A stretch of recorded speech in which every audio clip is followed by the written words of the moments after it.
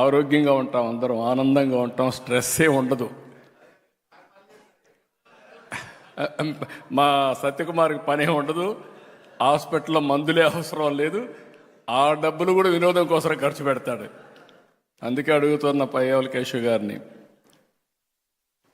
అవసరమైతే health budget cut చేసి entertainment budget పెంచండి. It is supplementation. అవసరమైతే కడవన్నీ బడ్జెట్లు కట్ చేసి స్పోర్ట్స్ బడ్జెట్ పెంచండి. ఆటోమేటిక్గా హెల్త్ అనేది, ఈరోజు మీరు చూస్తే బుచ్చయ్య చౌదరి గారిని చూశారు, పడ్డాడు కిందన, తల మీద గాయం ఉంది, కానీ రాజీ పళ్ళ రక్తం చిందుతా ఉన్నా వేరే వాళ్ళకి స్ఫూర్తినివ్వాలని బ్రహ్మాండంగా పర్ఫార్మెన్స్ ఇచ్చారు. మిమ్మల్ని ఆ వీడియో చూస్తే మాకే అర్థం కాల, మీరు ఒలింపిక్ గేమ్స్ పోతున్నారా ప్రాక్టీస్, నాకే అర్థం కాని పరిస్థితి ఉంది.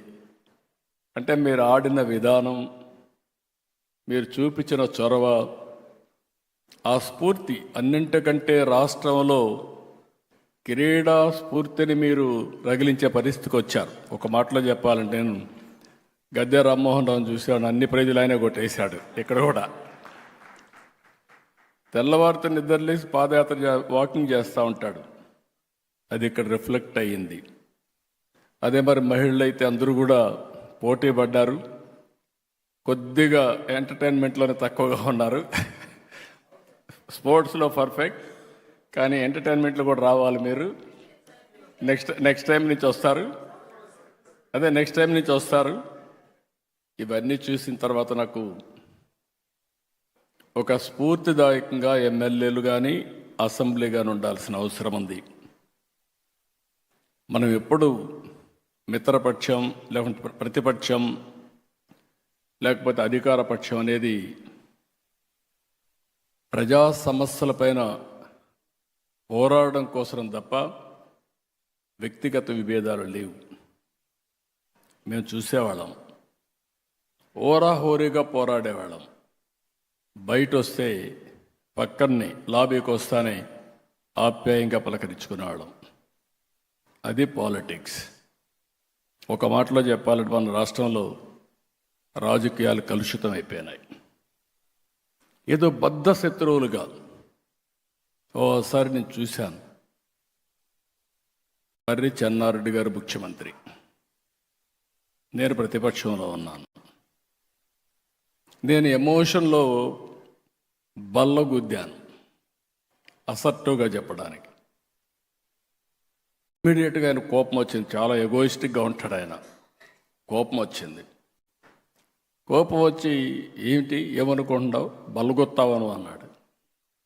నేను కూడా అదే స్పిరిట్లో 10 సార్లు గుద్దుతాను, ఏం చేస్తారన్నా. గమ్మను కూర్చున్నాడు. That is the sportive man. ఒక స్ఫూర్తిదాయకమైన అపోజిషన్ ఉన్నప్పుడు అదే మాదిరిగా తిరిగి రిప్లైలో పర్ఫెక్ట్గా సమాధానం చెప్పేవాళ్ళం. ఒక వ్యక్తి ఎప్పుడైనా సరే పార్టిసిపేట్ చేసినప్పుడు, ఆర్గ్యుమెంట్ చేసినప్పుడు మీరు సమర్థవంతంగా దాన్ని తిప్పికొట్టడం కానీ, వాస్తవాలు చెప్పడం కానీ. ఈరోజు మనందరం ఒక విషయం గుర్తుపెట్టుకోవాల్సిన అవసరం ఉంది. అసెంబ్లీ అనేది ప్రతిపక్షాలకు జవాబుదారీతనం కాదు, ప్రజలకు జవాబుదారీతనం. ఆ విషయం మనందరం గుర్తుపెట్టుకోవాల్సిన అవసరం ఉంది. అసెంబ్లీలో మనం మాట్లాడే ప్రతి మాట రాష్ట్రం మొత్తం వెళ్తూ ఉంటుంది. మొన్నటి వరకు మీరు చూస్తే అసెంబ్లీ ప్రొసీడింగ్స్ వస్తే టీవీ కట్ చేసేవాళ్ళు, అంటే మన బూతులు వినలేక. ఈరోజు నేను గర్వంగా చెప్పగలుగుతున్నా, ఆ రోజు కౌరవ సభగా ఉండే అసెంబ్లీ ఈరోజు గౌరవ సభగా తయారైంది. ప్రజలు కూడా మనల్ని ఫాలో అయ్యే పరిస్థితికి వచ్చారు. ప్రజలకు కావాల్సిన సమస్యల పరిష్కారం, ఒక పాజిటివ్ మెసేజ్ కావాలి.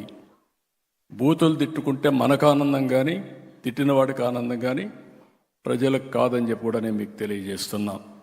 నిన్న మీరు చేశారు స్పోర్ట్స్ 3 రోజులు. మీరు ఇక్కడ స్పోర్ట్స్ ఆడిన విధానం మీరు చూస్తే రాంప్రసాద్ రెడ్డి కానీ స్పోర్ట్స్ డిపార్ట్మెంట్కి కానీ ఇంక ప్రమోషనే అవసరంలా. ప్రతి ఒక్క ఎమ్మెల్యే ఈ విధంగా ఆడుతున్నాడు అని అనుకుంటే మనలో అభిమానించే ప్రజలు కూడా స్పోర్ట్స్లో భాగస్వాములు అవుతారు. ప్రతి ఒక్కరు కూడా గుర్తుపెట్టుకోవాల్సిన అవసరం ఉంది. లైఫ్ లాంగ్ స్పోర్ట్స్ అనేది జీవితంలో ఒక మేజర్ కార్యక్రమంగా ఉండాలి. చిన్న పెద్ద అనే వ్యత్యాసం లేదు. ప్రతి ఒక్కరికి ఫిజికల్ యాక్టివిటీ ఇంపార్టెంట్. అలాంటి స్పోర్ట్స్ని మనం ఇక్కడే కాదు, పిల్లల్లోనే కాదు, అందరిలో ప్రమోట్ చేయాల్సిన అవసరం ఉంది. ఏది ఏమైనా ఈరోజు మాత్రం ఎప్పుడూ చూడనటువంటి బ్రహ్మాండమైనటువంటి కల్చరల్ ప్రోగ్రామ్స్ దగ్గర నుంచి, స్పోర్ట్స్ ప్రోగ్రామ్స్ దగ్గర నుంచి అసెంబ్లీ కూడా నేను చూశాను. ఎవరికి ఎవరు పోటీపడి చేసి మాట్లాడారు, సబ్జెక్ట్ పర్ఫెక్ట్గా చేశారు. ఒక మీనింగ్ఫుల్ అసెంబ్లీ జరిగింది. దానికి నేను గర్వపడుతున్నానని చెప్పి కూడా నేను మీకు తెలియజేస్తాను.